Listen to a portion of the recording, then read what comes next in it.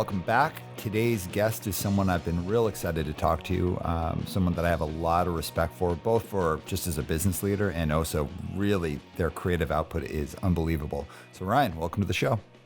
Thanks for having me, man. All right. So for the uninitiated, for the people who wouldn't know, please tell us, who are you and what do you do? My name is Ryan Gagne. I am a father, husband, and tattooer of 15 years, and I've owned my own business for about 5 now. Heck yeah. Awesome. All right. There's a lot I want to unpack about this, but I want to start with something simple, like people who maybe, people who get tattooed, people who don't get tattooed, anyone who's not like an insider within the industry might be like, leadership and tattoos, like, how does that work? So how is like, what's the purpose or the real need for leadership within the tattoo industry? Well, I think it's more of like a kind of a mentorship. It seems like without it, there's a lot of blind leading the blind. And in this field where it is permanent, I mean, there's a lot of people messing some people up, right? Mm-hmm. And they just don't have the guidance. They don't have the, information available to them. It's a lot of young tattooers kind of flying blind and just trying to make it up as they go. And hopefully it works. And most of the time it doesn't. But I think a lot more people would be doing better tattoos if they had somebody there next to them answering those questions. And not only as far as the technical aspect, but as far as like being a tattooer, talking to customers as well. Yeah. Well, and also with a lot of industries, there's also been like a big spotlight on how women and marginalized people within the industry are treated. And so like, not just in tattooing, everywhere. And I would imagine, as being someone who's a business owner, you've probably got something you want to add in on that as well from a leadership perspective. Yeah. I mean, like the shops that I've owned, I've always had women tattooers working with me. And I always find that they are they're great to be around, especially as far as like a customer service perspective and a woman's perspective. I mean, it's very easy to be in a tattoo shop and it's intimidating because it's all dominated by men, and there's that softness to it, like when you work with a woman, and they can make certain customers feel a lot more at ease. It was great having my wife in my shop when we opened our first place. Because even when there's a spot that may be a little uncomfortable for a woman, where they have to move their bra or shirt because it's ribs, whatever the case may be, my wife's right there sitting, there's, she's making sure everything's safe. She's making sure everything's comfortable. Like, there's a lot in the tattoo world that is a lot more difficult than women than I think it should be right now. And showing them that you have their backs, I think, is extremely important. There's a lot of vulnerability in the tattoo shop on the customer side and our side. But if something goes awry or whatever the case, they made you feel uncomfortable, making sure that you show that you have their back and you're a voice for them as well, I think is extremely important. Too many tattooers are being awfully quiet right now with a lot of things going on, which I don't agree with. Yeah. I'm real interested in your take too about like, so I like what you said about kind of like it can be male dominated. I remember many years ago when I was like getting tons of tattoos, I was really getting like almost every week I was in a shop getting tattooed, really feeling like it's a real like man cave type environment. And and part of that can be nice because you're just like, yeah, I'm here with the boys, like I'm hanging out. And other times it's like, I don't know, like this is pretty like lame because it's just it's a bunch of dudes being dudes. Yeah. Within that, like, how do you go about tone setting? So like, like a shop has a feel and kind of a culture around it. Like, how do you approach that as a professional? For me, it's all about customer service, period. Tattooing is customer service in its purest form. I mean, you're giving people what they want, they're paying for what they want, and they're the ones who have to live with it. Making sure that the environment is somewhere that they want to be. Men, women, anybody, really. The comfortability is extremely important to me. But, you walk into some places and like I said, it's pretty intimidating sometimes, and it's a boys club and there's guys and they're, talking about their escapades on the weekend and whatever the case may be. Don't get me wrong. Like, it's all in good fun, but there's some people who don't want to sit there and listen to that. Yeah. It's, it's not an appropriate place. Like, yeah, this is a great job, but this is still a job. Yeah. You still have to provide a service and a product to somebody. And I Mhm. think the experience is a massive part of that. And if they're Yeah. sitting there uncomfortable because of how the men are speaking about certain groups of people, it's not good for anybody. Totally, man. And again, for people, let's say maybe from the corporate world who are listening, who aren't used to that, like, a lot of tattoo shops are like open spaces where there's multiple seats and, kind of in like line of sight of each other. And I know I've been getting tattooed and I've been a part of conversations where I'm like, you know what, that probably wasn't that cool for other people to hear. But on the flip Yeah. side, I've definitely been in shops. I've been definitely getting tattooed and been like, damn, I do not want to be hearing the story that person's telling. Yeah. And it's an odd space because it's almost like, I think it's very easy to fall into that thing of like, I don't want to be the person that complains because I Yeah. don't want to look uncool in this like kind of like outsider thing that's got like kind of a bit of a high cool factor, which then creates the gateway for all sorts of like terrible stuff to happen because people are already Yeah. like, I don't want to look like a lame person. So people Yeah. start holding back what they think.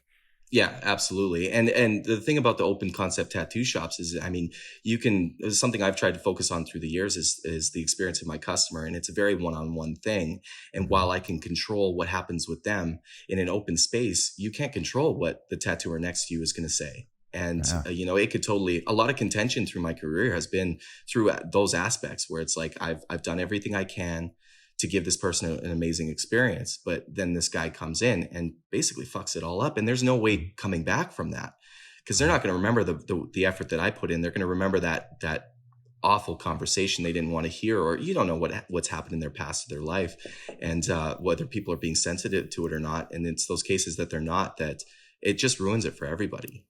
There's Yeah. no coming back from stuff like that. Well, and so something that's always stood out to me about you, but also that I know well from mutual friends that have talked about you professionally, is you take tattooing and like the you take the art of tattooing seriously, the experience of tattooing seriously, and the business of tattooing seriously. Like you're very serious about your profession.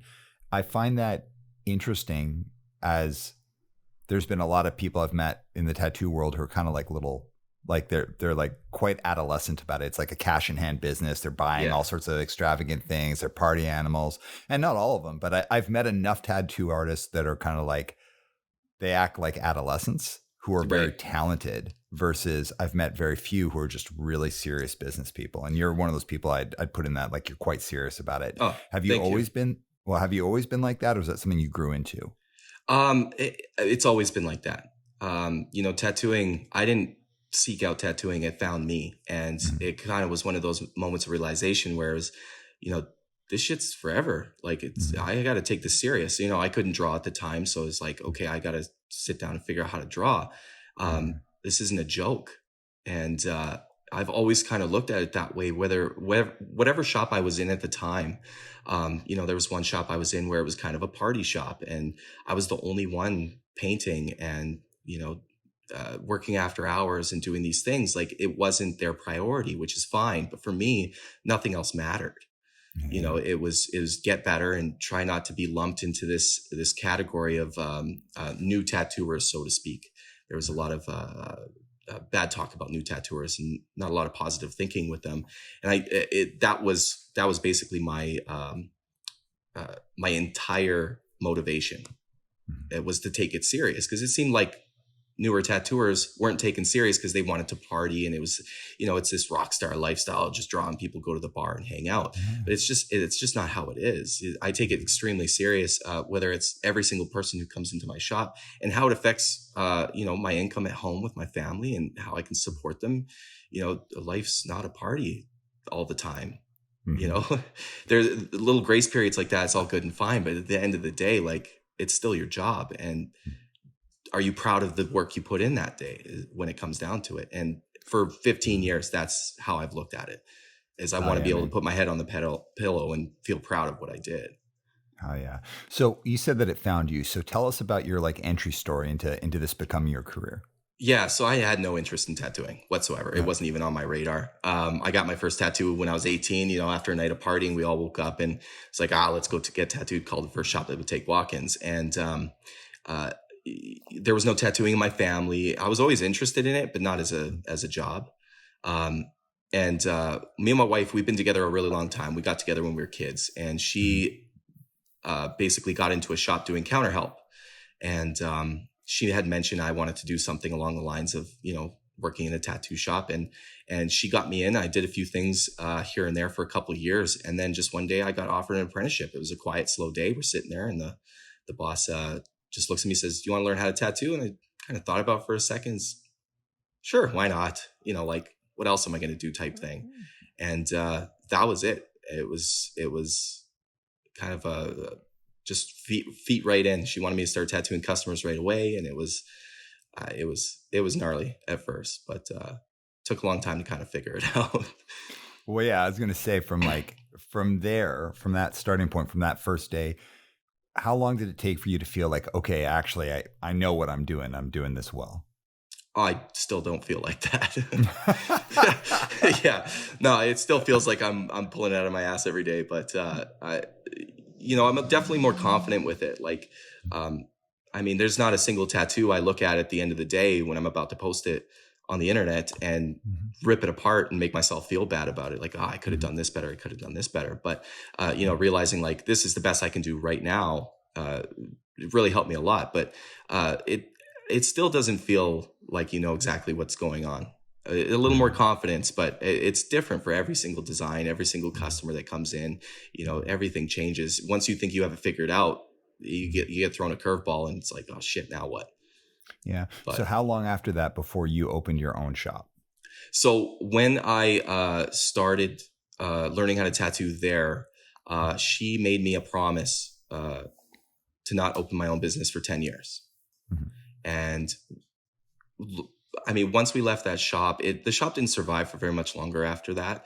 And Mhm. she quit tattooing and everything. But I've always felt like that was something I had to keep. And so I waited 10 years. Mhm. Um, and I pretty much opened the shop just, I think, 3 weeks shy of my 10-year tattoo anniversary. Oh yeah, and that was on Vancouver Island, right? That was on Vancouver Island in a little town called Parksville. Okay. And so you'd never been a boss up to that point in your entire life. No, never. So what was it like to suddenly like have your own thing and actually start having to bring on employees and learn how to be like a boss, an employer, and a business person? Yeah, so a big decision for me for opening my own shop was not having any control over the situations. I've worked in quite a few, and there was always things that uh, I really did not agree with Mhm. when it came to how the business was run, how customers were treated. But Mhm. it being their business, there was no say, there was no control. Mhm. It wasn't even encouraged to voice your opinion about how to make things better. Mhm. Uh, Through the years, I had always kind of taken almost upon myself to uh, take on more responsibility than what was asked of me, because I Mhm. always I always looked at it as like, as a whole, as a group, as a family. Like, if we're all winning, that's Mhm. great. Like, Yeah. if I can do one small thing to make everything else better, that's great. But a lot of shop owners didn't like that. So Mhm. that was one aspect that when I opened my business that I was really striving for is, yes, this is my shop, but is there something you think I could be doing differently, Mhm. to make this better for everybody who Mhm. comes through the door? And I think some people who worked with me were very caught off by that because they hadn't really experienced that before. I wanted to make sure it was very clear that I'm not a babysitter. You're an adult. Tattooing Mhm. is a great job where we can do it anywhere in the world. Mhm. And if you want to go and travel, I encourage it. If you want to go guest spot, do conventions, go. And there was all these aspects that I really wanted to be the shop owner that I never got to work for when Mhm. I was coming up. They made it very clear that you have one job, and you're here to tattoo and you're here to put money in my pocket. Well, to me there's a lot more than that, Mhm. and I've been very lucky. I've had 3 people who have worked with me that I've it's been perfect. It couldn't have been a better fit. Yeah. Um, so is there anything that you learned about like the business side of it after starting a business where you can look back and be like, oh, I didn't like it when I wasn't running a business, but now that I am running a business, I actually understand why they were doing that. um no. There's there I That was a big thing for me, is I never understood why they were doing things the way they did them. Mhm. It Mhm. didn't make any sense to me. um there to me, there was no downfalls to treating people better or keeping certain conversations out of the tattoo shop. Yeah, there wasn't a ton. Once I opened my own place, it was full control. Like, this is okay and this is not. I'm not much of a gray area person. It's very black and white. So having that control to be able to say yes or no to certain things, that was super important. But I more than anything that I learned from working with these other tattoo shops was what not to do, honestly. Yeah. Yeah. Like, can I give you an example about myself? Yeah, absolutely. So the last company I worked at before starting my own, I was like, and my whole career, I've always been like, oh, I can't believe they're doing this. They should do it like that, blah, blah, blah. And I Yeah. always like was a dude with like a lot of opinions, but very little like inside knowledge based on experience. And then when I started Cadence, I was like, I'm going to start a different company than my last one. Like, I fundamentally disagree with everything about how they did it. And I set up like a radically different business. And right Right. off the bat, it was very successful. But throughout the years, I've been like, okay, now I understand why they had this policy or why they did this or why they did that. And some of them are just like super minor things like hiring practices, but some of them are like things that were like tentpole issues that I had with the company. I'm like, I actually get why they did this now that I own a business. And it's been like humbling for me in a sense where I'm like, oh, anyone can have an opinion about what's right or wrong until everything rests on their shoulders and they have to build a business that feeds their family and that like other people depend on. So it's a real change for me. So it's interesting for me. I always ask this question of anyone who owns a business when they were already working within an industry and hadn't previously owned a business. So on your end though, there's nothing really that stood out. It's like the stuff that I had issues with still makes sense for me to not do now.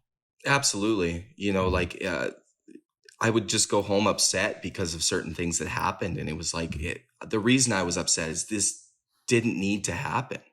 Yeah. And I mean, I think the whole boys club tattoo thing is played out. It's done. Get rid of it. I think there's a lot of the misogynistic views in tattooing. I think it's done, played out. Get rid of it. I don't agree with it, and I don't think it belongs in a tattoo shop.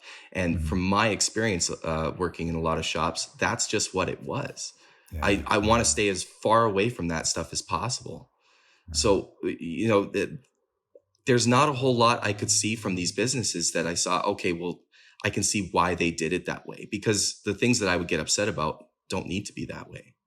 If that makes sense. Oh, it makes perfect sense. So you'd mentioned your family before. Do you mind if I ask a couple of questions on that front? Absolutely. Yeah. All right. So I know you're a family person, a wife, and two twins. Or you twins? Is that correct? Yeah, identical twin girls. Yeah. Yeah. All right. So how has that becoming a father and having a family? How has that changed the way that you tattoo, that you interact with business, how you lead, or has it at all? Oh, absolutely. It's changed everything for me. When I from the first 10 years of my tattoo career, it was all consuming. It's all that mattered. And thankfully, my wife is very understanding and supportive of that. But once my kids showed up, it was instant. Tattooing doesn't matter. Yeah. It doesn't matter in the grand scheme of my life. Being with them and seeing them develop and encouraging them and helping them is all that matters. Now, while I still have to work and I still love what I do and I'm still lucky to do what I do, I don't prioritize tattooing in the slightest anymore. I've made extreme changes to make sure that it won't take away from my time with my kids. And so when I'm with them, I'm extremely present. But tattooing, it was everything. It still is, but it's a very different lens I'm looking at it now. It's all I ever wanted to do. Once I got into it, was learn how to paint flash and learn about needles and ink and machines. And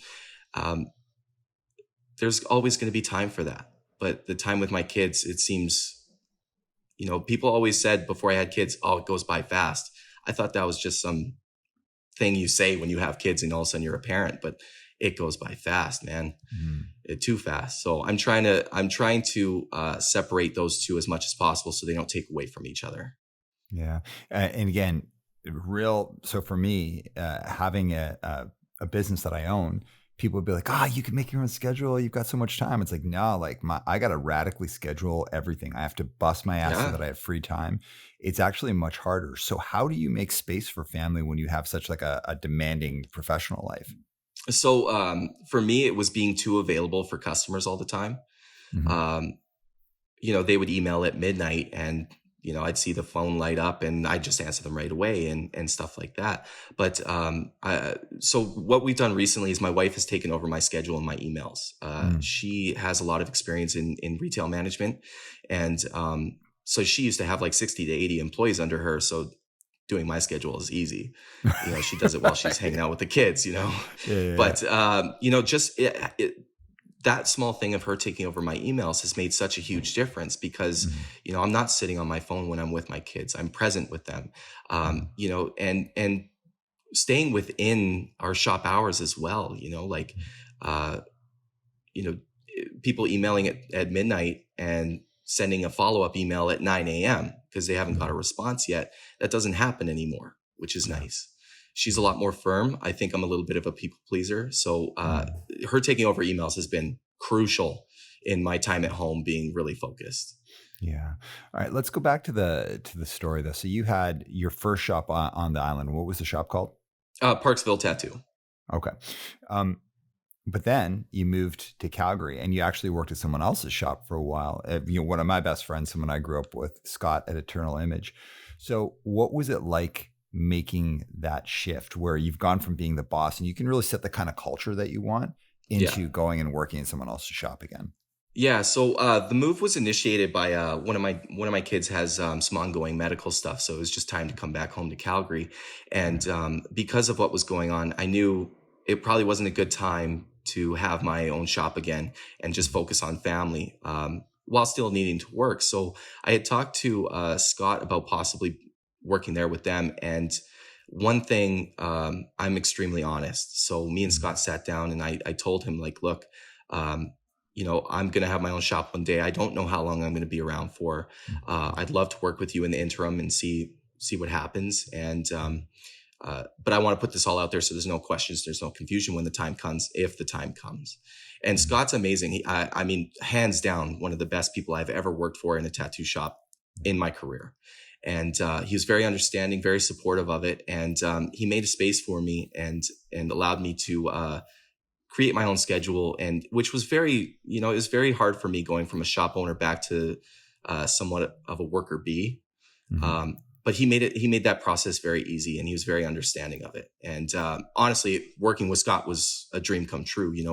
As soon as I started tattooing, he was always, one of those guys that you looked up to, and being Mhm. able to stand there and watch him tattoo and see how he deals with customers and see how he approaches certain aspects of tattooing. Man, I learned a lot in that year working there. Yeah, Scott's an interesting cat because, like, again, my experience within the tattoo world is fairly minimal outside of just getting tattooed and then knowing some people. But it's like these kind of dichotomies of like serious artist slash shop owners, like serious business people versus kind Hmm. of like party animal maniacs, Yeah. like kind of like little boys who like act like wild people or like, adolescents Yeah. basically. And Scott, ever since we were young, was like an old man. He was like a like very Yeah. serious, like kind of like old man, and has gone on to run a cool business. Do you think you could have worked for someone out, like gone to, could you have gone into being a worker bee in a different kind of an environment? Or did it have to be something like Scott? It had to be something like Scott's. Yeah, it Mhm. had to be. I mean, I've been doing it long enough where there's certain things that once they start affecting me negatively, I can't let go. Mhm. And when you try to talk about them to certain shop owners or business owners, they don't really care. They don't want to hear it, and they don't because they don't want to make any changes. Yeah. Scott's not like that. You can talk to him openly and honestly, and if there's something he's able to do for you to help you be more comfortable, he'll do it. Yeah. I think that's what separates him from a lot of other tattoo shop owners.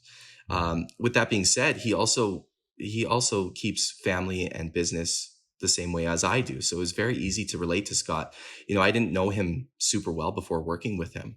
Mhm. Um, so I wasn't sure how it was going to go, honestly. Mhm. I was just happy to be able to be in that shop, in that environment. But the more we hung out and the more we kind of talked during tattooing, we look at things very, very similar, and with a very critical eye as well, Yeah. which I think is important. Oh, so with that saying, like, tell us about the new shop now, or the shop that you've recently started. Yeah. So in the end of 2020, I'd say January 2021, me and my wife, we opened a new tattoo shop here in Calgary called Stronghold Tattoo. Mhm. Yeah, a main thing is comfortability and customer service. That's Yeah. it. I don't like to be around a whole lot of bullshit. This is my happy place away from home. Like, if I have to be away from home, this is where I want to be, and I don't need anything in here disrupting that. So I Yeah. was in here about a year by myself, working, trying to find the right person to join me. And I tried out probably about 5 or 6 different people, and finally have someone lined up. She's been here since April, and she's been amazing. Hell So yeah. So what are the ingredients of having, and let's not just talk about tattooing, but like from your perspective, what are the ingredients of having like a business that can be that kind of happy place, home away from home, that if you have to work, you'd love to be there?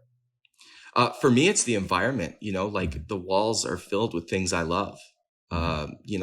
I've been collecting tattoo stuff for 15 years now, and just being able to look at and see at these things, and keep it interesting for the eye. So when a customer comes in, they're excited to talk about it, and because I'm excited about it, I want to talk about it. Yeah. If it's my home away from home, and I'm very particular about how things are arranged, and I want to be in here. I don't want anything impeding on that. And Yeah. uh, it was very difficult, because there were some shops that, as soon as you go into, they felt uncomfortable. Maybe Yeah. not for the customer, but even working there, it kind of felt uncomfortable. Like, I always try to develop the shop as a place I want to be at if I'm not home. Yeah. Yeah. Yeah, I don't know if that answers the question, but It totally answers the question. But so if you were to say, like, what are the elements of a strong tattoo shop, like a tattoo shop where anyone would feel proud to work at it? E- that's so hard to say, because so many shops are so different, and it's all based on Mhm. the comfortability of a customer, right? There's Oh, some yeah. customers that want that really quiet experience where Mhm. it's more of a spa than anything, and there's some Yeah. there's some customers that come in and they want to pick something off the wall, and some shops just don't have that anymore. So it's Yeah. just totally based on uh, what you think a nice tattoo shop would be. For me, I love Yeah. seeing the designs on the wall. It's the first time walking into a tattoo shop and seeing the flash and getting that feeling. That's the feeling I want in here for certain people.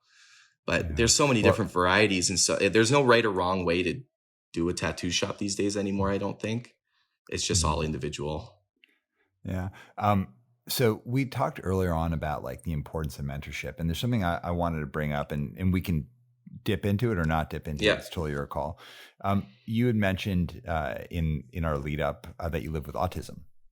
Yes. Yeah. That's S- very recently fully diagnosed. Yeah. All right. So if you're thinking about mentorship and developing people, so how do how does someone in your industry create the right kind of mentoring environment where all sorts of different kinds of people with different kinds of needs can come in and be successful? What are the like that key ingredients of mentorship? Yeah. So I think being available is a massive part of it. Mhm. If there's a young tattooer who has some questions, I don't mind answering questions. Mhm. I don't want them to feel like I'm rushing through, like it's a waste of my time, and being available, and not only being available, but having, uh, now this is a part on my thing, is Mhm. having a detailed answer. Mhm. Like, if you ask somebody, oh, why do you like those needles? And they say, I don't know, I just like them. To me, that's not an answer. um, I can go into these crazy in-depth explanations sometimes where it's like a runaway train and I can't stop. But that helps me when someone does Mhm. that. Now, Yeah. I've recently discovered that is part of my autism, but Mhm. when Katie here has a question, I have to make sure that I'm available, and it's not just a quick, oh well, you'll figure it out. Yeah.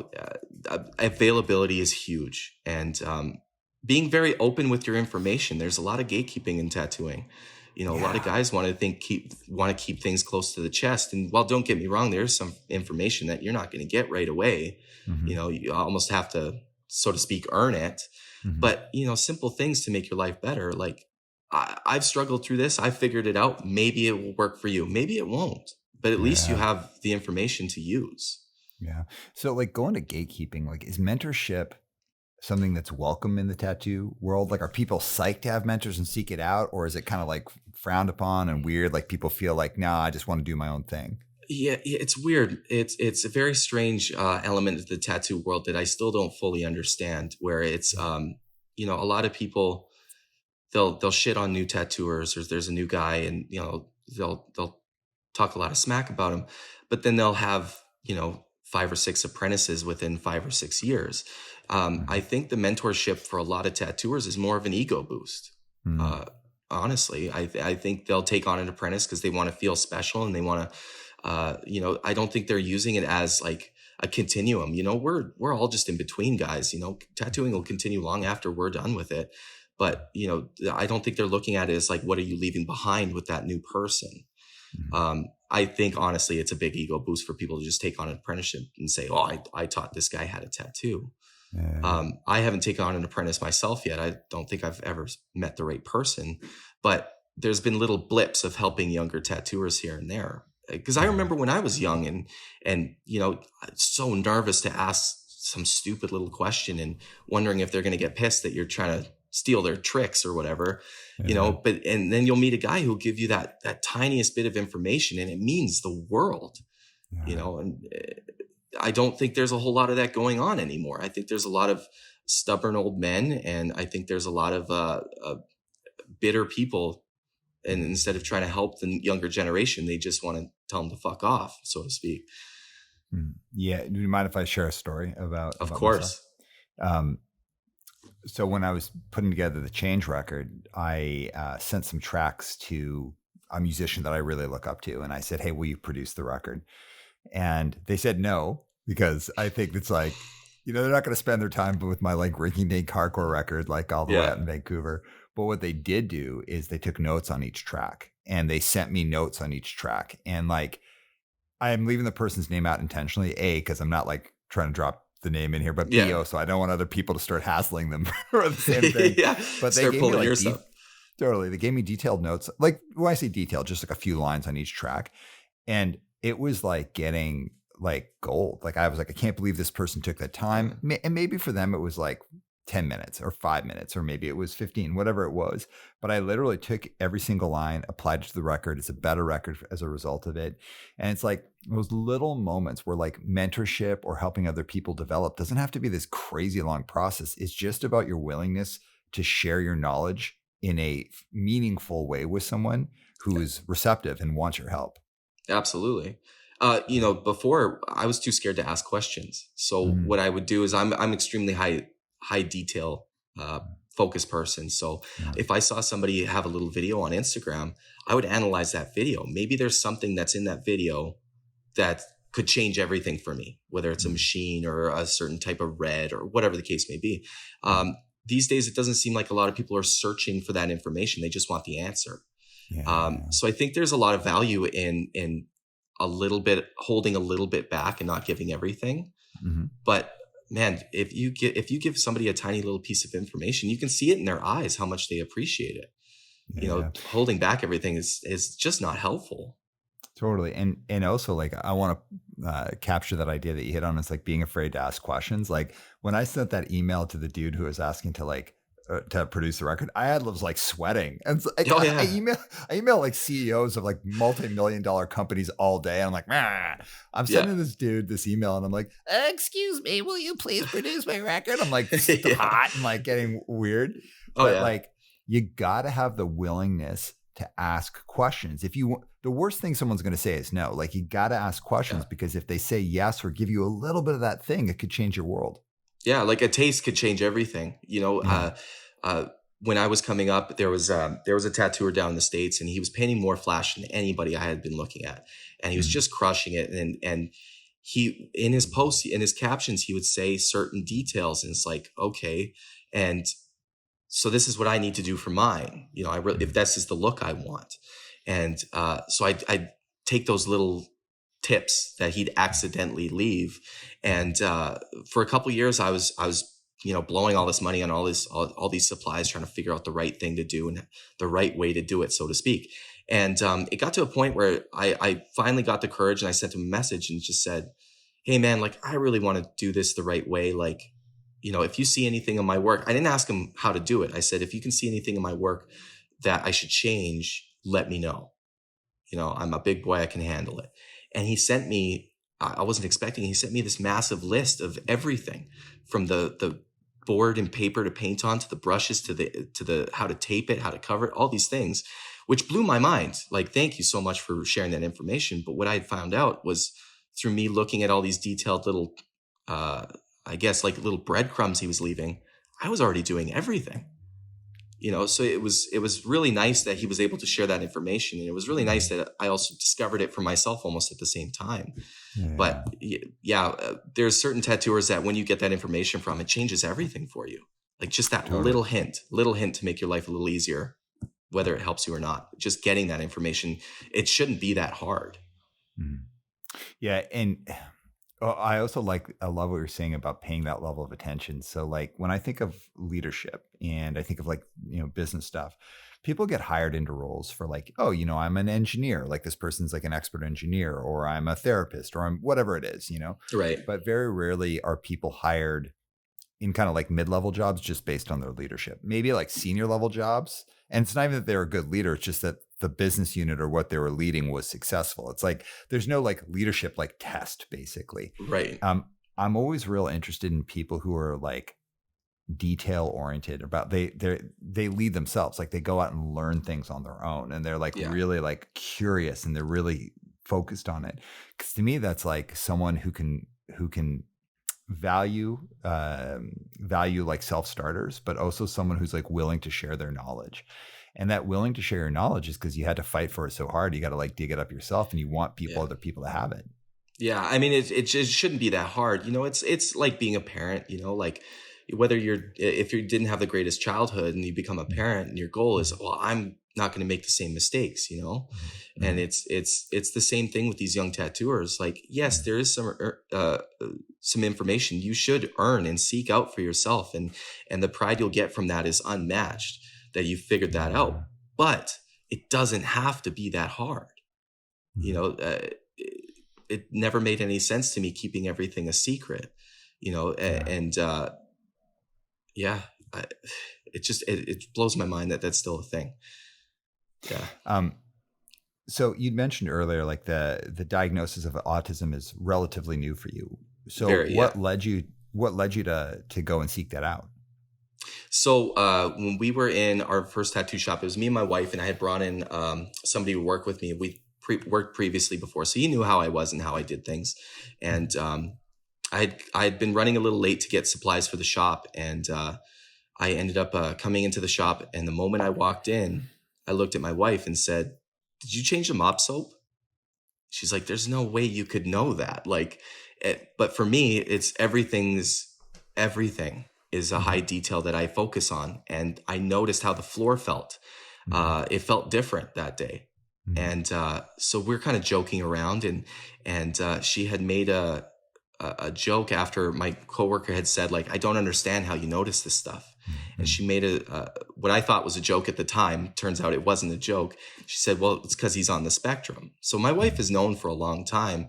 And I played it off as a joke. And once we had kids, I really noticed it starting to affect me in a negative way, change to my schedule or change to certain routines. And I noticed it started affecting my kids, as they're growing and as they're developing. Things aren't always going to stay the same way. Well, I need to figure out why I'm so uncomfortable with this. And after about 2 years of really diving in and looking into it, it's like, okay, I need to pull the trigger and talk to somebody who knows what they're talking about and see if this is a thing. And I wasn't going in looking for a strict diagnosis. I was more so going in, okay, well, if this isn't it, what could it be? And how can I approach it and change my lifestyle in a way that's not going to inconvenience the people around me? Because that was a big concern of mine. I didn't want to feel like a burden.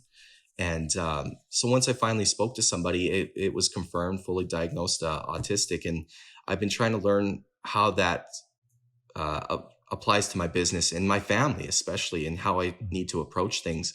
And it's not necessarily what I've discovered about myself is it's not a luxury of me being a shop owner. It's a necessity at this point, and it's because of that. I need the control over the environment. I need control over certain situations. But being diagnosed autistic was unbelievably overwhelming. Reanalyzing every interaction I've ever had with coworkers, bosses, customers. I'm starting to finally, at 36 years of age now, trying to understand exactly why I've looked at things the way I have, and why nobody else sees them that way either, which has always been a struggle for me in tattooing. But it's changed everything dramatically for the better. I think I have a little bit better understanding why I do the things the way I do. Thank So God. what have you learned? And then also, how has that changed anything in the way that you go about your business? Honestly, I'm not 100% sure. I'm not 100% sure. I've learned more things about myself and how I look at my business and why I look at it the way I do. But I'm not exactly sure, to be honest, on that one, man. Yeah. So what elements of autism do you think have helped your career? Extreme focus to detail and strict control over my schedule and how I approach things. And I think that benefits my customers the most, because I'm set up ready to go. When you come in, your drawing's done. That's always been rules I've had when you work with me in my shop is, drawings are done. You're ready to go. Yeah. It's time management. There's no reason you should be sitting there and drawing for another 2 hours while I sit there. You guys have had this planned for 2 months. Yeah. Things like that, which are great. But I don't know. I'm still learning a lot about the whole autistic side of myself and how I run my business. So forgive me if there's no clear answers to that, because I'm still learning about it. It's still super new to me. Oh, I love it. I love the vulnerability. Can I share something with you? Absolutely. So Monica, and then for those who've listened to the show a lot, Monica's my partner, and Monica and Ryan used to work together.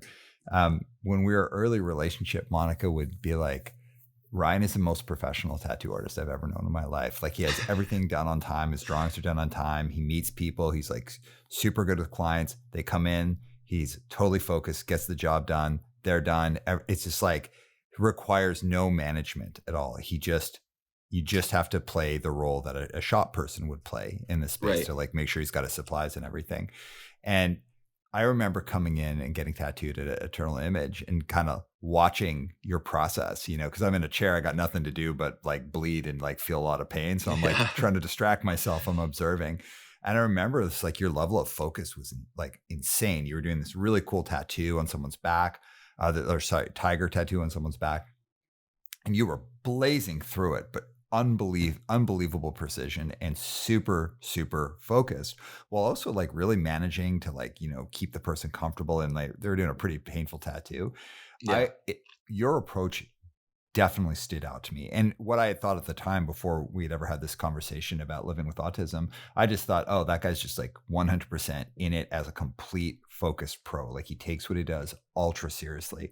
And I think you do. And it also sounds like autism played some part in that. Yes. And for me, like, in those situations, that's where my hyper focus comes in. And that's where the customer service part of me comes in too, because I want everybody to have the same experience with me.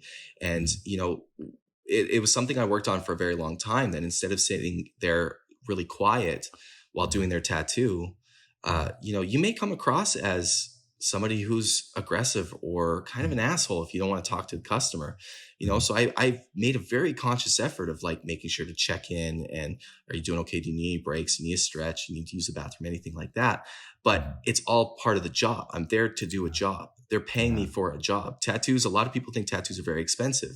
For me, it's a lot of time management as well. Like, these people work hard for their money. They take off work sometimes to come in for these appointments. Like, there's no pussyfooting around. Do the job. And it's something my customers have voiced to me that they really appreciate. And it's something that I'm unwavering at. The drawing has to be done. And then there's almost part of that, part of me too, like when they come in and make a last minute change, that's where my kind of autism kicks in, is there's this instant panic. I'm prepared. Everything's under control. I've taken all the steps I need to do this. And all of a sudden someone throws me this curveball. But I've always thought that was just me doing the job, but it turns out it is part of my autism where it needs to be this way. Right. It's unforgiving, no compromise. It needs to be this way. Everything else around me kind of disappears when I'm doing this tattoo for this person, except that person, which is now I'm learning as part of the autism. Absolutely. Yeah. How do you manage that piece of it though? So like you can be the boss, you can own a shop, you can have everything, have your drawings done, all of that kind of stuff. But human beings are human beings. Human beings are like wonderful, great, considerate, inconsiderate. They fuck up, they do the right thing. So when there's that moment where that curveball gets thrown in, how do you handle it when that anxiety or that like, no, it's got to be this way? How do you handle that as a professional? I'm still kind of working on that. That side of it. Cause you're right. I mean, it is human beings. Like they want to flip flop. Some people are indecisive. I kind of try to take it case by case, depending on the situation and the degree of it. If I've drawn a back piece, if they want to move some leaves on a rose, I mean, that's really not that big of a deal. There's a reason I put them there. There's always a reason behind everything I do, but it's not a deal breaker to just take those out. But when it's a complete redraw, I'm still trying to figure out how to manage those feelings of anxiety and frustration in those last minute moments. But they very rarely happen because of the processes I take and because those are the processes I need to do my job. Yeah. So it's very rare somebody comes in and throws a wrench in the spokes for me, which I'm thankful for. Well, and so much of the way that you approach this, like part of it is like living with autism, but part of it, like what you said is like, hey, I got to take it seriously. Like this costs them money. They're taking time off. It's kind of a reversal of how I see a lot of people run their businesses as tattoo artists. And what I mean by that is like, are you familiar with the concept of servant leadership? No.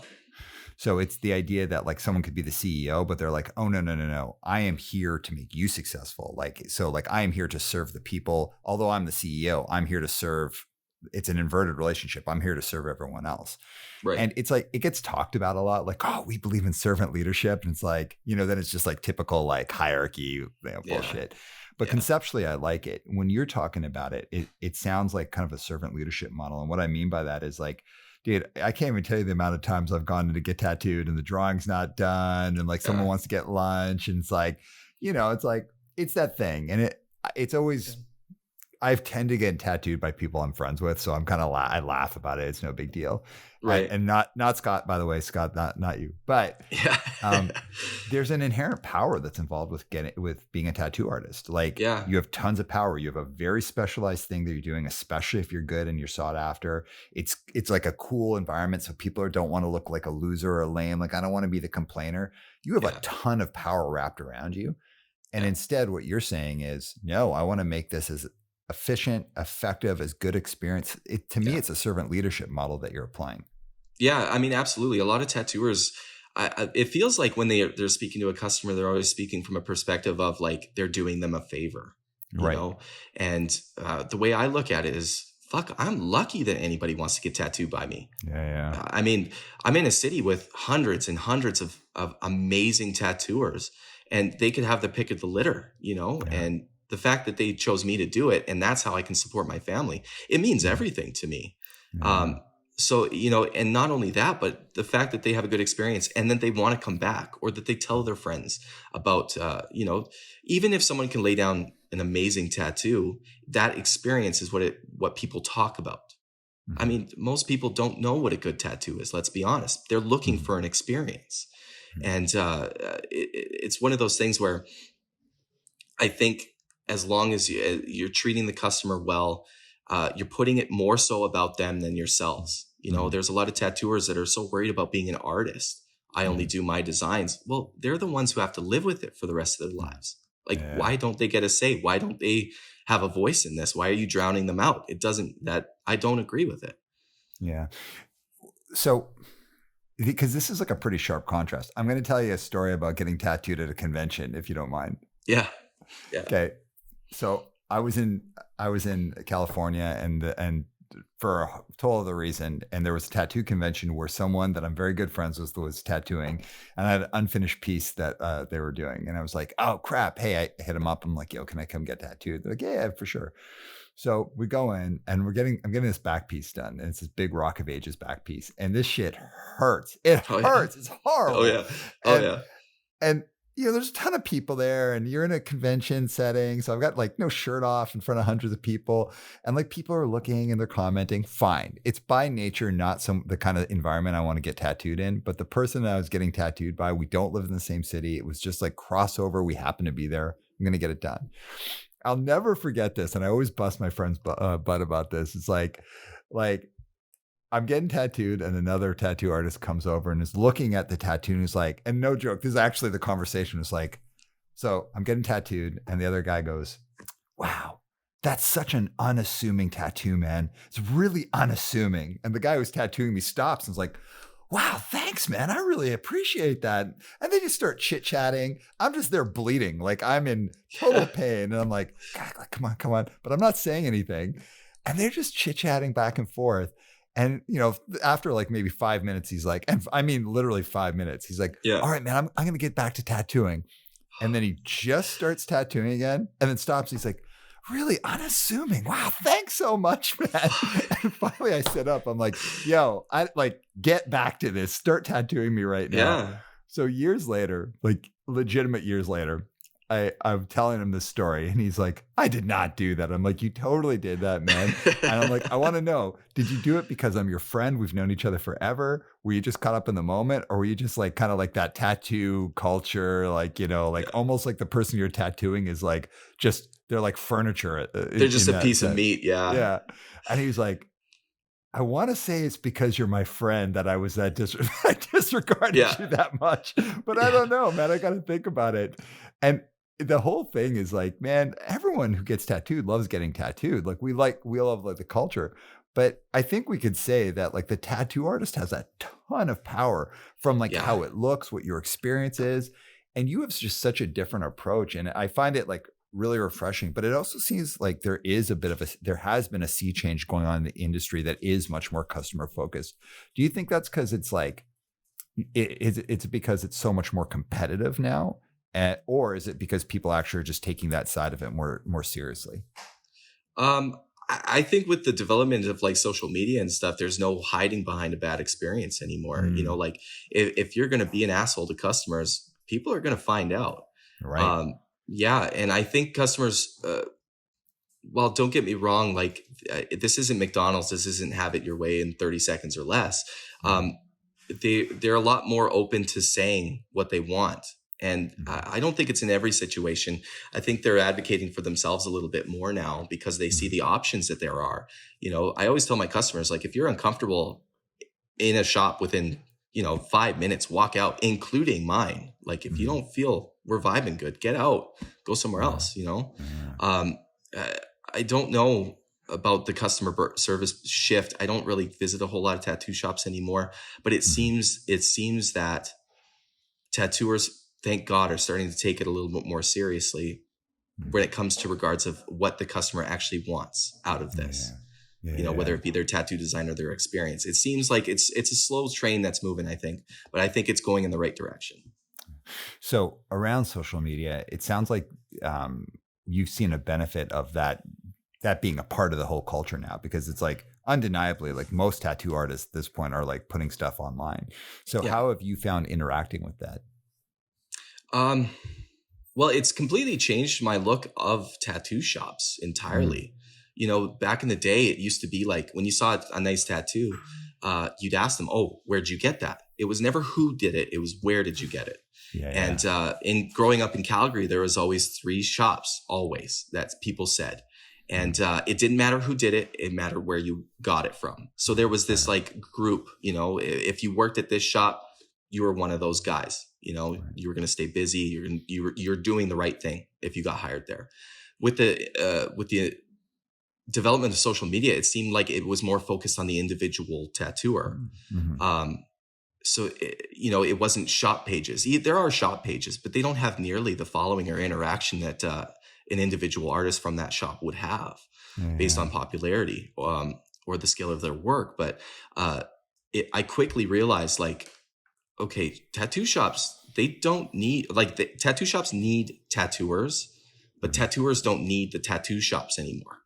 So that's Wow. where, Yeah. that was a big thing for me. It was like, that's why there's so many private studios. That's why there's so many little collectives, and it's not so much about the whole anymore. It's about the Yeah. individual. And that's what social media did, which it can be a good, and it has its pluses and minuses. Mhm. But that was a major shift I noticed. It Yeah. wasn't, nobody were talking about shops anymore. They were talking about individual tattooers. So that Yeah. was a huge shift. Dude, that's super interesting. I never looked at it that way.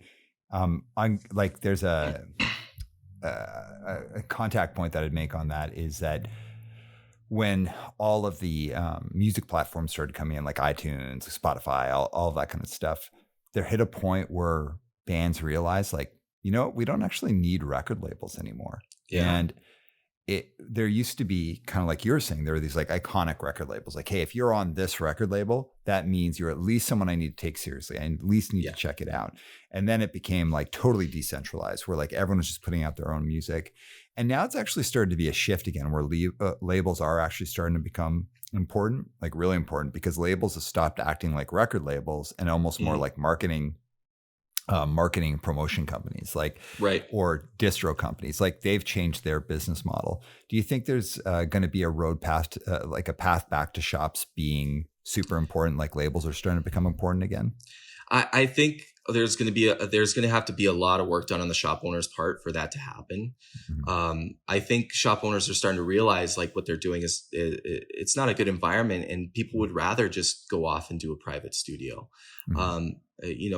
How you treat the people you work with, and the freedoms that you give them, especially in the tattoo world.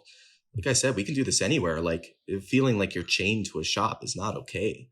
Yeah. Um, there's got to be a lot of kind of looking in the mirror situations for a lot of shop owners, I think, Mhm. and realizing what they're doing probably isn't helping their business, and that's why they have such high turnover of tattooers, or why there's so many people going and starting their own thing or a private studio where they don't have to deal with that stuff. I think it's possible, but it's tough to say that there's that many people that like to look at themselves in a critical mirror. You Well, know, what stands out for me is, like, record labels. So I've been on teeny little record labels, and I've been on record labels that are like almost like a major, and I've right? I've been like kind of in the in between, and nobody wanted to look at themselves in the mirror, and everybody was clinging on to the, like, well, that's just how it's done kind of thing, Yeah, until they yeah, didn't. Until at yeah, one point bands were like, we don't need you anymore, and it yeah. was like such a sharp 180 of how they do business, like how they how the actual mechanism of the music industry's changed so much. And it didn't happen overnight, but it did happen really quickly. Like, within, like, let's say 5 to 10 years, the whole thing Yeah. switched over to almost where it's like, it's so different now how it operates and how labels, and I think there's still some old school stuff that goes on, but Of it's quite a course. bit different. I wonder if it's going to get to a point where shops become so obsolete that people have to be like, it's whether or not I want to hold up the mirror doesn't matter. I have to do it if I want my business to survive. Oh, well, I think it'll get to that point. Honestly, I Mhm. think it'll be they'll be forced into it. Mhm. I mean, there's been shops that had 12 tattooer turnover in a year, and or there's a massive coup of guys and they all leave at once. You Yeah. know, if you want to continue your business, you have to change. Mhm. You can't expect everybody to do things the old school way, which is ridiculous because most of these guys touting that ideology weren't even part of the old school. It's Yeah. just something they thought was cool and something they learned. But it, it's going to happen. But I think it's going to take a long time, because if there's one thing I know about tattooers is they don't want to be told what to do. Mhm. That's Totally. that's just it. They'd rather take their ego and well, no, this is how I do things, and fuck all of the rest of you. And uh, hopefully, but it'll be a very, very gradual shift, and I think it'll get worse before it gets better. Honestly, I don't think those mega shops while there'll always be a few, it won't be like it used to be, where it was like you only went to that shop based on the name. You didn't even care who did your tattoo. I don't think that exists anymore with social media. Yeah, yeah. Um, so going back to living with autism, I know because it's a relatively new diagnosis for you, and when I ask you a question like, I need to think about it. I don't have an answer for that. But if we took a step back, is there any advice that you would give to people living with autism if they're thinking about starting their own business, or actually, I'd say like, well, maybe advice you want to give about being a professional or starting your own business? Anything specific to living with autism? I think especially with autism, like the need to understand what you need to do your job as effectively as possible. Mm-hmm. I need to have my own place. And it's all, autism is such a wide spectrum and such a personalized thing. It's so different for everybody. So it's very hard to relate to other people in the way they approach things in their businesses. But really taking a critical eye, and taking the jump and trying to be your own boss for once, Mm-hmm. I think is really important. Whether it works out or not, at least trying it. Mm-hmm. I've been trying to find online a lot of people who are business owners with autism, and it seems it's a hard thing to do. Honestly, is find those people and connect with them and relate to them because it's so individualized. Mm-hmm. But if I had one piece of advice, is just do it. Yeah. Just start your little shop, start your little Etsy company, do something for you where you have every element of control over it and you can make the vision that you want.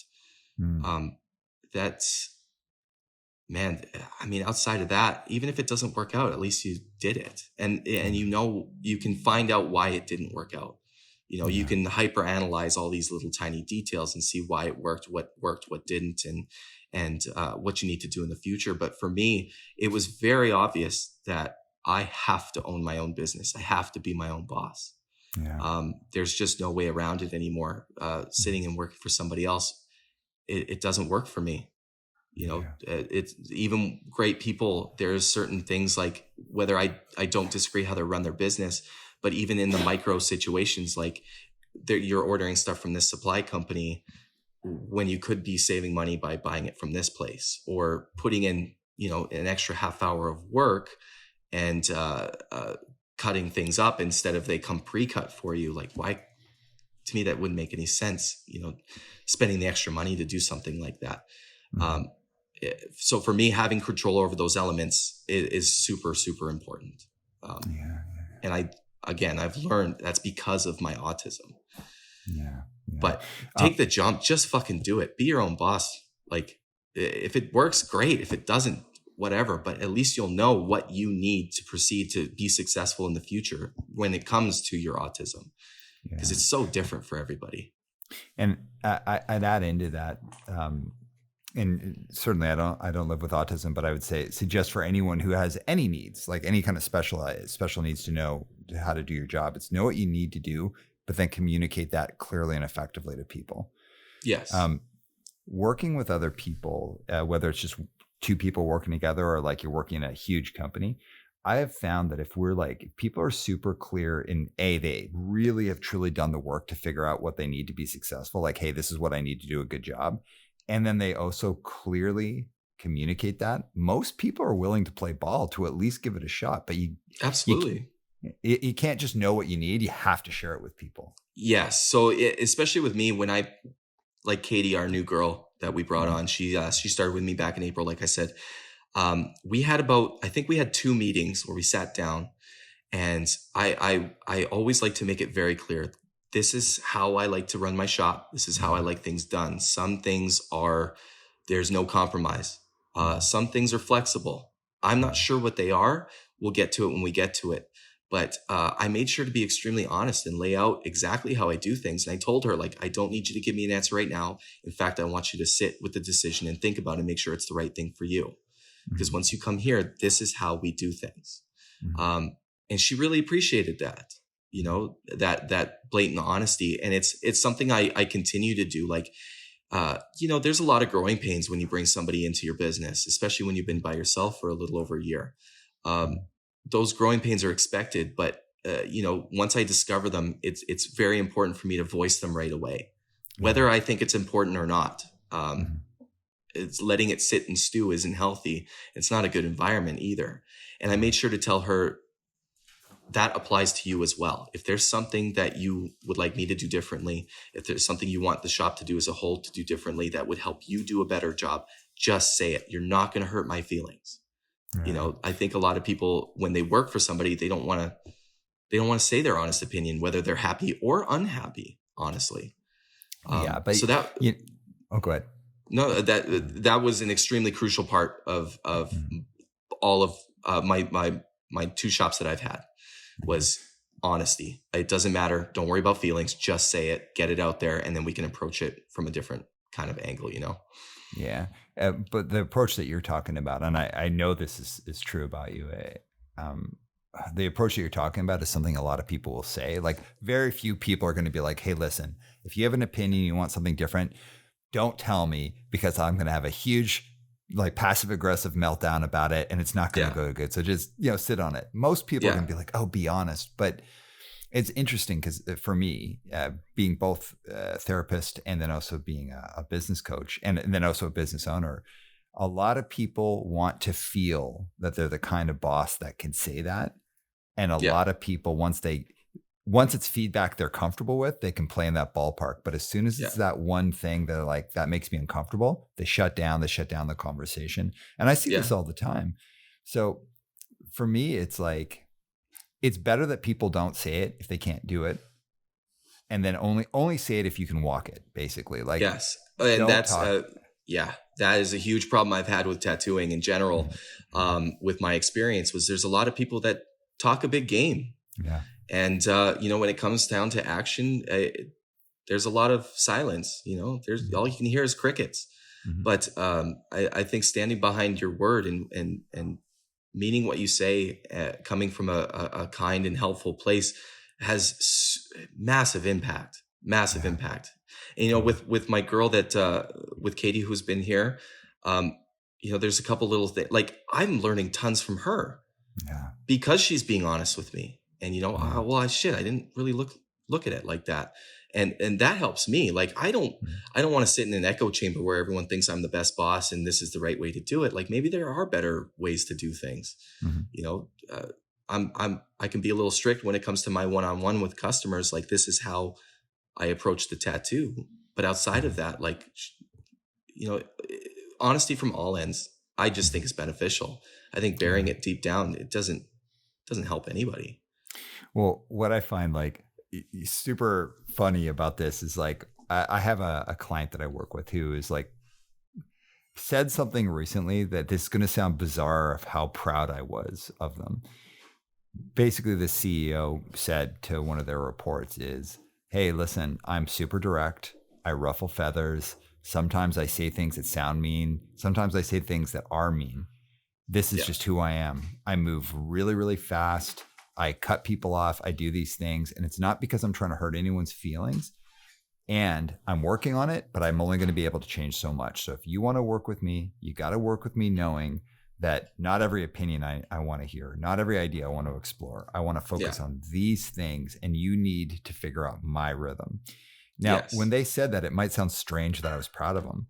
I was proud of them because they weren't doing all opinions are welcome and everything's welcome. They were telling the truth about how they actually act, which I think is healthier because then someone can make an informed decision about whether or not they want to be in that space. And that making an informed decision is one of the most important things an employee can have.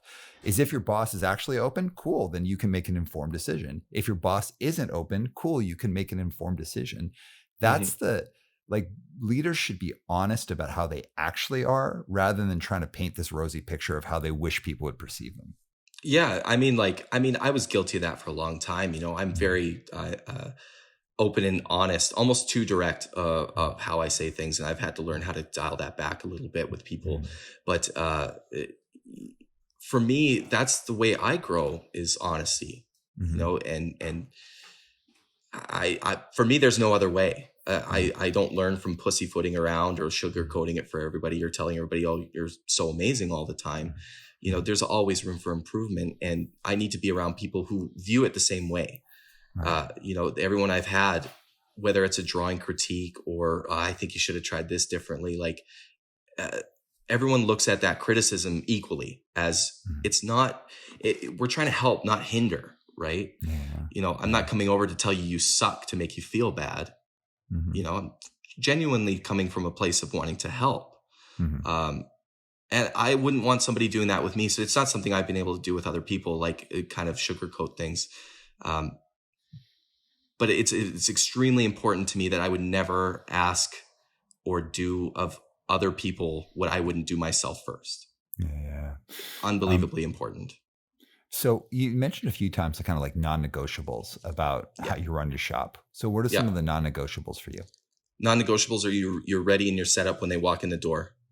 Your drawing is ready. You have done your consult. You have done all the prep work. All they have to do is sign the paperwork, sit down, stencil, get to tattoo, period. During that time, I don't, this is where me and a lot of other tattooers don't really agree with. And this is how I apply my one-on-ones. So keep that in mind, is when we take breaks, we're breaking for less than 5 minutes. If that's what you need just to get a quick bite in you, I don't like to waste a whole lot of time.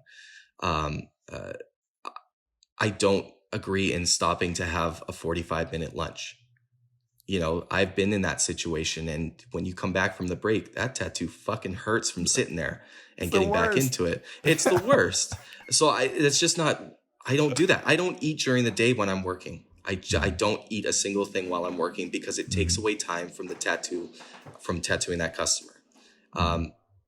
A big thing is valuing each other's time and respecting that time.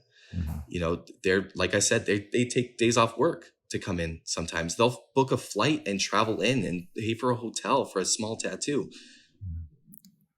When they're paying for your time, they get your attention, period. Those are some of the things, like, but also, like, with Katie, I try to tell her, like, you are also your own boss. Like, I want you to set your schedule. And if you don't have any customers in and you don't want to come into the shop, stay home, take the day. Like, I'm not trying to make you do things you don't want to do. Like, you're a grown adult, but there's certain rules that when you are here, that they're unwavering, and being set up and ready for that customer and respecting their time is number one for me. Hell yeah, man. I absolutely love that. So tell us about your consultation process, because I know it's a pretty in-depth process. Yeah. So, I mean, a lot of people find it in-depth. To me, it makes sense.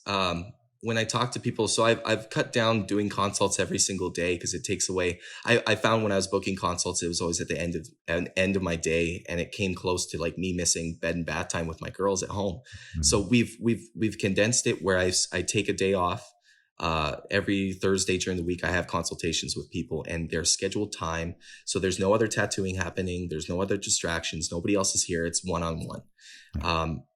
When I talk to people, they'll give you the general idea, and that's my time to really focus and kind of get a read on exactly what they're looking for. Like, people who say, do whatever you want, just do your thing. The way my brain works, I don't know what that means. And so I need to talk to these people and find out, okay, well, how open are you? If they say, I want a panther, do whatever you want. Okay, well, let's do it pink. They may say, well, maybe not pink. Okay, well, do whatever you want. Doesn't apply then. So what exactly do you mean by that? I'm a very literal person. I have a hard time reading between the lines. So when people are giving me descriptive words like, I want it whimsical and flowing, I don't know what that means. It's a different interpretation for everybody.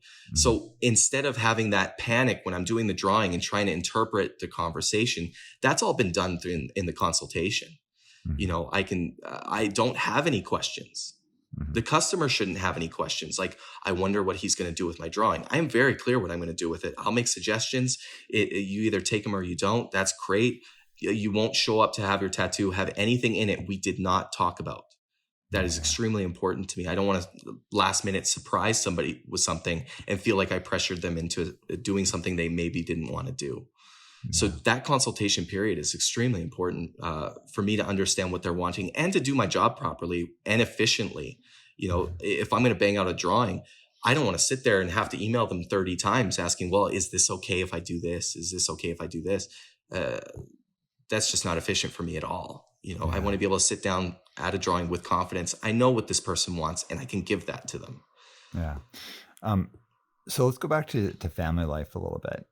You mentioned, one of your children living with some ongoing health concerns. Yeah. How has that, if at all, how has that changed or impacted the way you work, the way you run your business, the way that you operate professionally? Family's priority. Yeah. It was when they're born, but once we discovered my daughter needed heart surgery, it changed everything. Mm, Nothing else mattered. mm, It was everything else kind of just disappeared. Of my love for tattooing, everything. Like it went through this little period where I didn't want to go into the shop because it just wasn't mm, important in comparison. mm, You know, people's tattoos, while it may be the most important thing to them at their time and it could help them heal, it could help them do whatever they're getting that tattoo for whatever reason they are, it doesn't matter because my daughter is the number one priority. mm, So she went through her heart surgery January of this year, and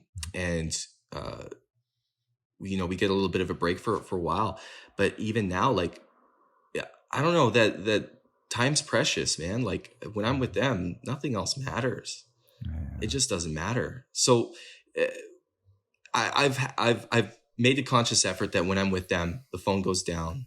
I'm not talking to customers. I'm not looking at Instagram. I mean, everybody's guilty of it, Mm, but that is hyper focused time on them. mm, You know, and but yeah, tattooing was everything to me for over 10 years. mm. It consumed every aspect. Everything else disappeared. My kids have replaced that feeling entirely. Yeah. So I know you have such a priority on family. How do you keep rough business days from impacting what happens when you come home? So when we had our shop in Parksville, we lived less than 2 minutes from the shop, and Mm, we had two newborn twins. mm. And twins are gnarly. Like it's a wild road in that first 6 months. Yeah. And I'd be at work and there'd be a gnarly day, and I'd drive the 30 seconds home, walk in the door, and you're thrown into just pure chaos with the Yeah. kids. Yeah. Um, I need a separation. I need a distance. If I'm at the shop. So right now, I live about 20 to 30 minutes away. And Mm, that distance has been great for me because that drive, if you've had a bad day with a customer and he was a total asshole mm, or whatever the case may be, or things just didn't go the way you were expecting that day, I have 20 to 30 minutes to just sit in the car, turn on some light, loud music and get in dad mode. Because mm, what happened at the shop, that doesn't matter to my kids. mm. It doesn't matter to them. I Yeah. could tell them, oh, dad had a bad day. And instantly they just want to cheer you up. Yeah. They just want to spend time with you and have a good time. So that Yeah. distance between the shop and home is absolutely needed for me. Yeah. And same thing, like I could be at home having a rough time with the kids and they're just being unforgiving and unrelenting and in chaos at home. The customer at work also doesn't deserve that. They're Mm, paying for a good experience for their tattoo. So when I'm driving to the shop, it's time to let go and get in tattoo shop customer service mode. mm. That's been crucial for me is keeping that separation. Yeah, that 2-minute window, like that would be really hard to make that switch over. But that 20, 30 minutes allows you to Yeah. kind of like switch over into the different spaces. Yeah, absolutely. And Yeah. it really helped with my home life as well because back when we had Parksville Tattoo, being only like a minute from the shop, it's very easy to like, oh, I got to run to the shop. I forgot something, or I forgot to check if we had paper towel or whatever. And when you're in there, it's very easy to spend 2 hours bullshitting, Yeah. you Yeah. know? And with the distance that I have here now, I can't just run to the shop, lickety split and be back quick. Like Mhm. it's got to be something important, and nothing's that important anymore, honestly. Yeah. It can wait. So again, going with the theme of family, I know a lot of professionals experience this, but especially small business owners, where your work becomes so all-consuming because it almost is like my business is who I am. Mhm. You've made a real focus on that, but you've also been with your partner for since you were very, very young. How Yeah. have you been able to prioritize your relationship throughout as you've been building this business? Well, it's kind of gone in waves. Mhm. She's been extremely understanding about my hyper obsessiveness about tattooing in the beginning. Mhm. Um, she was very supportive, but one thing that sticks out to me is there was one year uh, where I was really trying to figure out how to paint tattoo flash, and I was just so consumed in what I was doing that she kept track of the days I didn't go in the shop. And I think it was between May and October, November, she counted 4 days where I didn't go in the tattoo shop. And that really hit me. One, it didn't feel like I worked that much because I was enjoying it, like it was Mhm. just all I wanted to do. Mhm. And two, it hit me because she kept track of it. So obviously it meant something to her Yeah. that I was gone so much, Yeah. and it's like, okay, well, now it's time to refocus and reprioritize. Mhm. Um, she's been, I wouldn't be tattooing if it wasn't for my wife. I owe her everything. And Yeah. her support has been like no other person on the planet. But now that I have the family, it's totally shifted. Yeah. You know, I know she would never ask me to spend more time at home Mhm. because I love what I do. And that's just Mhm. how she is. She's amazing. She would Mhm. let me dive into this tattoo world even more, even with kids at home. She would never ask me. But it's they're more important now than tattooing. Yeah. So she doesn't have to, Yeah. if that makes sense. Makes perfect Um, sense. yeah, my job when I come home, it's almost like the relief, especially with twins. Like if she's having a rough day, the moment you walk in, it's like, okay, go take a breather. I got this, dad mode. Um, I can handle this. Mhm. It's a very give and take thing, but my wife has been very understanding with the tattoo world and has encouraged me to pursue it further. Where in parts I feel like I'm kind of holding back to stay with the family more Mhm. because it is more important to me at this point. Yeah, yeah, totally, man. All Yeah. right, so as we're heading to the close of the interview, is there anything that you want to touch base on? Oh man, not a ton, not a ton. Sorry, I mean it's been a lot of rambling on my parts. Hopefully it was a little helpful, but Oh man, you you know, killed it.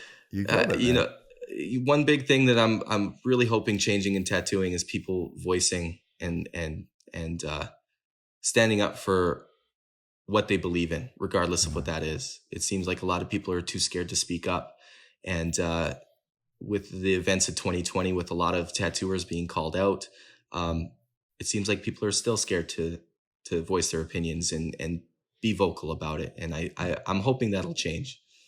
Mhm. And standing by what they're saying as well. Mhm. I mean, we Yeah. we went over that earlier, but uh, yeah, Well, and anything that has like a cool factor, right? So it's like, as an example, music. Tons of people want to be musicians or work in music, right? And it's like, it's limited real estate. You only have so much real estate. If you think of real estate, it's like audience attention. How many records people are going to buy? How many concerts are going to go to? How many articles are going to be written about bands?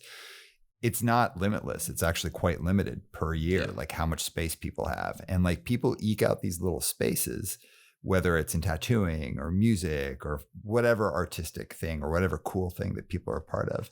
And the if it's this or nothing kind of mindset, it's like I'm in music or I'm in tattooing or nothing, I'll have to go get a real job. yeah, That fear of losing something, it keeps people quiet. And I totally understand it. I totally get it. yeah, People bust their asses. They get to this place. And maybe you're not just sitting there quiet, like, well, I'm not going to say something. Maybe you got blinders on. Maybe you don't want to see. Maybe the people yeah. around you are just really good at hiding it. I think you totally get it. But like, how cool is a culture? Like, how worthwhile is something if you have to compromise in ways that put other people in harm's way? And Yeah, yeah. yeah. I mean, I think a lot of people, their silence comes from a place of they're worried about their own career. Mhm. They're worried about stepping on toes. And while I understand that aspect, I don't agree with it. I think Mhm. if you love something, you should do everything you can to protect it and show its value for what you see it as. If you're worried about your company looking bad, or you're worried about your shop going under because you were vocal about something you're passionate about, um, I mean, maybe you're focusing on the wrong things. Like, Yeah. I love tattooing. I think it's amazing. But do I agree with certain tattooers still working and being busy after certain events in 2020? Absolutely not. I think people should be vocal and say, you don't belong in this space. You blew it. Mhm. You know, Oh yeah. there's no seat at the table for you anymore. You had your chance and you fucked it up. And a lot of people don't want to say that Mhm. because they're whatever repercussions or whatever. Who Mhm. knows their reasons? Mhm. I don't agree with it. I think tattooers need to start being more vocal about conventions, about certain tattoo shops, about certain tattooers. I think they need to be honest and open about the experiences they're having, whether it's from their customers' perspective or from their own being in the shop or being at the convention. I think they need to be honest about it and let people decide. Mhm. You know, that to me is everything. But without the tattooers in the industry, especially the males advocating for these things, it's never going to change. It's Totally. never Yeah. going to change. Totally. All right. So as we're closing off, I'm gonna ask you 3 questions. Uh, Okay. but before we get to the 3 questions, where can people? Is there anything you want to hype up? Where can people find you? Where can they find the shop? Where? Just tell us about all the details. Yeah, so the shop is located just outside Kensington, like historical Kensington in Calgary on Mhm. 14th Street. Uh, if you want to reach me for a tattoo, best way to do is email me. You'll get in touch with my wife. Please be respectful and of her time as well. Uh, she'll handle you as best as possible, and then we'll sit down and we'll talk about a tattoo. But yeah, also please check out Katie. She is a new tattooer at the shop. She's a great young tattooer doing amazing tattoos. I wish my tattoos were that clean a year and a half in. I think it's grizzly.inc inks on Instagram. You'll be able to find her easily. But go show her some love because she's been really, really crushing it. Okay, awesome. And we'll add all the links in to this as Perfect. well. Make sure we got all that. All right, here are your 3 questions. They're going to be tough, Okay. so get Whew, ready. okay. Get ready. All right. 3 tattooers who have either directly or indirectly influenced you. Okay. Absolute number one above all is Bob Roberts. Bob Roberts owns a shop in Los Angeles called Spotlight Tattoo. It's been around a long time.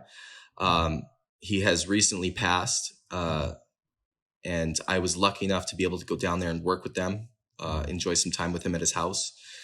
He is above all my main influence in tattooing, my main inspiration, everything. Bob was extremely honest. He was extremely encouraging. And even at his age, he was curious about doing things other ways. No other person's work impacted me the way Bob's did. I was tracing his designs before I even knew who he was. There's something about the power and the movement in his tattoos that I just don't see anywhere else. And yeah, the tattoo world lost to me, the best there is and the best that'll ever do it was Bob Roberts. As far as the other two, I will always first and foremost give credit to 2 of my mentors through tattooing. I didn't start with them, but I credit them with everything. The first one is Lucas Ford. He owns a tattoo supply company called Good Guys Supply. I credit Lucas with teaching me how to tattoo from the technical side. He was very amazing with answering any questions I had, especially when it kept getting into smaller and smaller details of those things. He was able to answer them or point me in the right direction, which I am forever grateful for. And my other mentor, Sean Headley, he owns a tattoo shop up in Edmonton called Champion Tattoo. I credit Headley with teaching me how to be a tattooer. I think they are 2 very different things. And he really taught me how to talk with people and customers and make them feel comfortable. And it's not about you, it's about them. Give them what they want. And how you present yourself online, and you can still be this good, fun dude, and enjoy your job and still have this kind of authority in the shop, like what you're doing, and with the confidence. And I learned a lot from those 2 people. I credit them with everything for my career. Heck yeah. All right. Yeah. Second question. So we've talked a lot about mentorship here. Apprenticeships when it comes to tattooing, like, Yeah. people are looking to get in. It's interesting though, because if you find someone to apprentice under and they're assholes or they suck, or maybe they have bad morals or whatever it is, it can really screw up your life, screw up your career, screw up your outlook. Oh yeah. So what advice do you have for people looking to develop into tattoo artists when they're looking for an apprenticeship? So the biggest advice I could tell anybody who wants to get into tattooing, wants to look for an apprenticeship, Mm. is get tattooed. Mm. That's the main thing.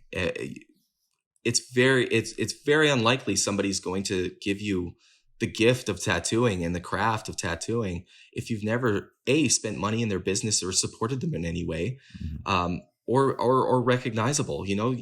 It's a very intimate relationship between apprentice and mentor, and you guys have to really know if you get along. If you're spending a lot of time in that chair and getting tattooed, you can get a read on somebody. Could you spend a lot of time with this person? Um, that is my main thing, is make yourself known around that shop. People really have to stop sending Instagram messages being like, are you looking for an apprentice? That is not the way to do it. Please stop doing that. um, you have to be familiar.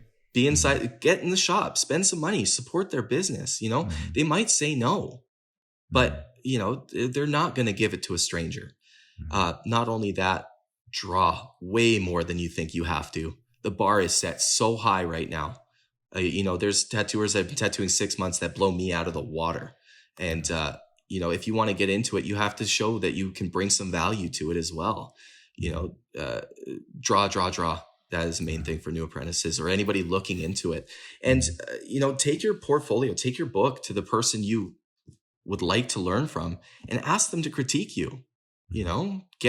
Get some good solid advice on what you're doing wrong, what you're doing right, and take that advice and show them that you can apply it.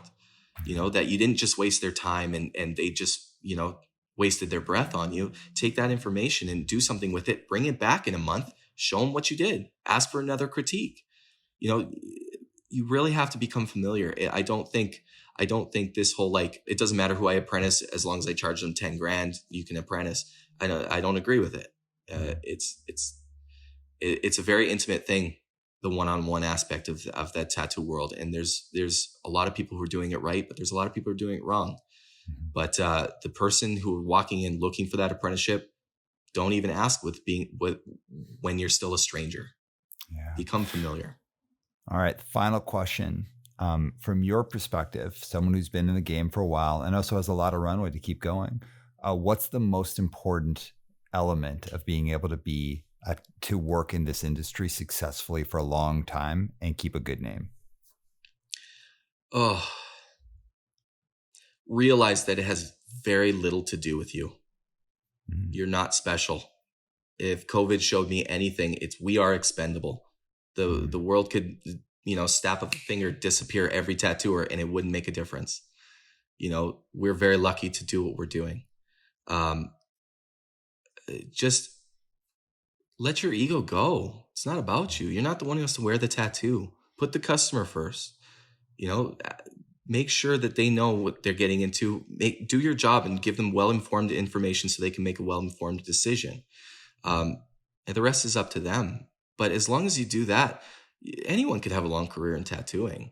It's the assholes who only worry about themselves and want to be artists that they're not going to have a nice long career. I mean, they could, but the chances of them staying busy for a long distance at a time are pretty slim.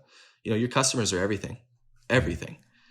Before the internet, there was word of mouth. If you did a good tattoo, it was 10 people heard about it. You do a bad one, 100 people hear about it.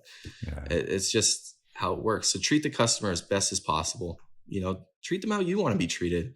Mm-hmm. I've had experiences going to tattoo shops where it's like there was this fantasy idea of what it was going to be like, and it was fucking horrible. And every time I look at that tattoo, that's what I think of. Fuck, I didn't even care if what it was or how it turned out. I just couldn't wait to get the fuck out of there.